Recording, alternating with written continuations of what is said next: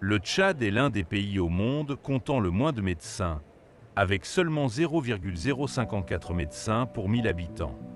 Dans ce contexte, le parcours universitaire d'Hassan à Changsha, dans la province du Hunan en Chine, revêt une importance particulière. Souvent, je viens ici quand j'ai le temps, puisqu'il y a trop de stress. Il y a vraiment trop de stress. On étudie la médecine en chinois et en anglais pour des gens comme nous qui venaient d'un pays francophone et arabophone.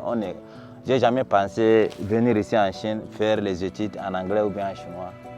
Grâce à une bourse du gouvernement chinois, Hassan est venu étudier les techniques médicales avancées en orthopédie à l'université du Centre-Sud à Changsha.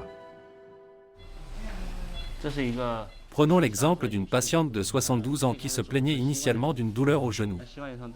Une cicatrice est visible sur ce genou, résultat de lésions cutanées causées par l'application de compresses chaudes et de patchs médicamenteux pour soulager la douleur. En réalité, l'origine de cette douleur provenait de la hanche.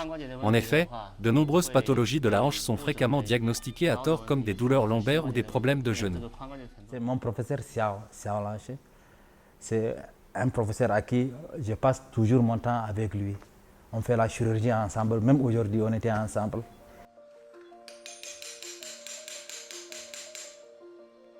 Et grâce à lui, j'ai beaucoup appris. Donc s'il y a quelqu'un à qui je voulais vraiment m'inspirer, je voudrais dire que M. Xiao. Tu vas trouver que tu vas t'adapter à la vie d'ici. La vie d'ici est simple, les gens sont vraiment chaleureux, accueillants. L'éducation est simple, il y a la connexion, les livres sont en chinois, en anglais.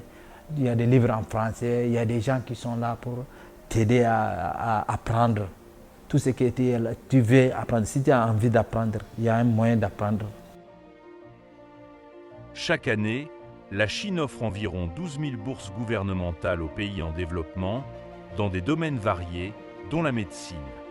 Cette initiative vise à former des professionnels de santé locaux pour améliorer globalement les services médicaux en Afrique.